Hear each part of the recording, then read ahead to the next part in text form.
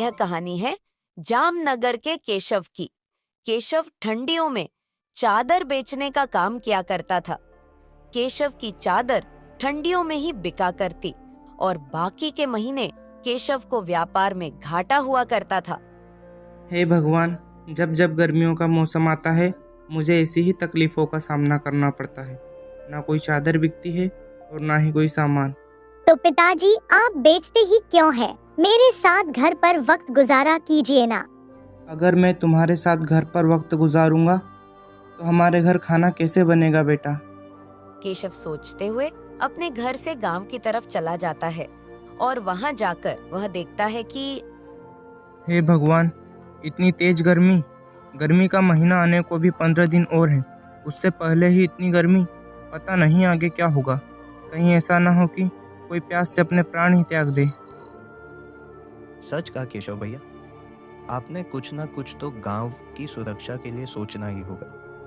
और तो और हमारे गांव के पशु भी पानी के बिना प्यास से तड़प रहे हैं।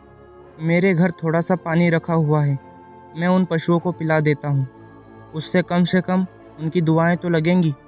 केशव घर जाकर अपने घर से एक बाल्टी पानी लेकर गांव के कुछ प्यासे पशुओं को पिलाता है, जिसे देख केशव की बेटी रिया उससे कहती है, मैं तो बर्फ से ही सब काम करती।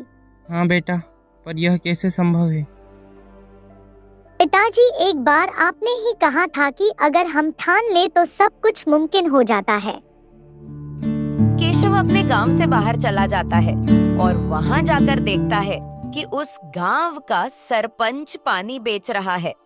आओ आओ, ले लो ठंडा ठंडा पानी, ले लो, खरीद लो, इस बेहाल गर्मी में अपनी प्यास बुझाओ, आ जाओ ले लो।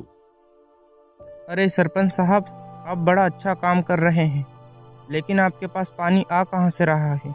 तुम आम खाओ, गुठलियाँ क्यों गिन रहे हो?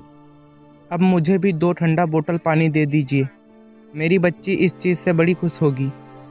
केशव सरपंच के यहाँ से पानी लेकर अपने घर जाता है और सब बड़े शौक से पानी पीते हैं। तब उनके घर उनके गांव की महिला आकर कहती है, क्या बात है, सब ठंडा ठंडा पानी पी रहे हैं। पहले घर में शरबत पिया करते थे और अब पानी पी रहे हैं। सरपंच जी कहाँ से ठंडा पानी बेच रहे हैं? उन्हें पानी बेचते देख मेरा तो जी ही घबरा रहा है। हाँ, लेकिन वह भलाई का काम कर रहे हैं ना। अगर भलाई का काम कर रहे हैं तो रुपए क्यों ले रहे हैं? वो कहते हैं ना, घोड़ा अगर घास से दोस्ती करेगा तो खाएगा क्या। और आज मैं भी जा रहा हूँ उनके पास नौकरी मांगने, घर में कुछ तो ना जाएगा। केशव सरपंच के पास नौकरी मांगने चला जाता है। उसी वक्त सरपंच और उसकी पत्नी घर के आंगन में खड़े होकर बातें कर रहे थे। सुन रहे हो ना भाग्यवान, कुछ दिन और गांव वालों को लूटकर हम मालामाल हो जाएंगे। मैं तो सोच भी नहीं सकती कि उस बकरी के श्राप की वजह से हमें इतना मुनाफा हो रहा है। उसे बर्फ की खदान में रखेंगे, तब तक हमें ऐसे ही बर्फ मिलता रहेगा। घर के पास खड़ा केशव सारी बातें सुनकर दंग रह गया। मैंने सरपंच जी को भगवान का रूप समझा था, लेकिन यह तो पूरे के पूरे दानव निकले। मुझे यह सब मांजरा समझना पड़ेगा। आखिर यह बर्फ की खदान है क्या?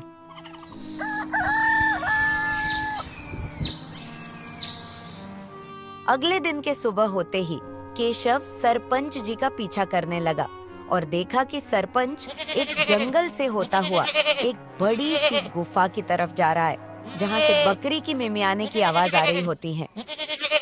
यह बकरी की आवाज कैसी? कहीं ये वही बकरी तो नहीं जिसके बारे में सरपंच और उसकी पत्नी बात कर रहे थे? सरपंच बर्फ की खदान में जा चुका था। केशव भी उनका पीछा करते हुए अंदर चला गया और वहां जाकर देखा तो बकरी ठंड की वजह से बुरी तरह से कांप रही थी। तुम चाहे जितने भी मिमियाओ, मैं तुम्हें बाहर नहीं निकालने वाला। तुम अंदर हो, इसी वजह से बाहर हम मजे मार रहे हैं। यह क्या हाल कर रखा है आपने? सरपंच जी, मैं आपकी सारी बातें जान गया हूँ। उस बकरी को छोड़ दीजिए, वरना मैं पूरे गांव को यह सारी बातें बता दूंगा। रुक जाओ, ऐसा मत करना, पहले मेरी बात तो सुन लो, तब तुम्हें जो करना होगा वो करना। तब जाकर सरपंच ने सारी बातें बताई। मैं और मेरी पत्नी एक बार जंगल में जा रहे थे। तब एक साधु बाबा इस बकरी को लेकर खड़े थे। बालक, मेरी बकरी प्यास से जूझ रही है, क्या तुम इसे पानी पिलाओगे? महाराज जी, लेकिन मेरे पास थोड़ा सा ही पानी बचा है। बालक, तुम्हारे पास जितना है उतना ही पिला दो, कोई बात नहीं। और जैसे ही मैंने उन्हें पानी पिलाया और साधु ने मुझे आशीर्वाद दिया और कहने लगा, इस जंगल के पास वाली गुफा बर्फ की हो जाएगी, लेकिन तुम्हें मेरी इस बकरी को पालना होगा। और अगर तुम इस बकरी को बाहर लेकर आए तो बर्फ की खदान मिट्टी की हो जाएगी और तुम्हारी पत्नी पर धर्म संकट आ जाएगा। इस बकरी की देखभाल तुम्हें तब तक करनी है जब तक मैं हिमालय से जड़ी बूटियों लेकर वापस नहीं आ जाता। इतना कहकर वो साधु बाबा वहां से अदृश्य हो गए। सरपंच के बात सुनकर केशव भी सहम गया और सरपंच से कहने लगा, यह आप क्या कर रहे हैं? इस बकरी की जान हमें बचानी होगी। ज़्यादा दिन बर्फ में रहने से भी तो उसकी मौत हो सकती है। इसे बाहर ले चलिए। ऐसा मत करो, मेरी पत्नी की जान खतरे में आ जाएगी। मैं तुम्हारी एक नहीं सुनने वाला। मुझे इसे ले जाने दो। केशव सरपंच को धक्का देकर उस बकरी को बाहर लेकर चला गया। जैसे ही केशव बाहर गया, पूरी बर्फ की खदान मिट्टी की हो गई। ठंड के कारण बकरी कांप रही थी।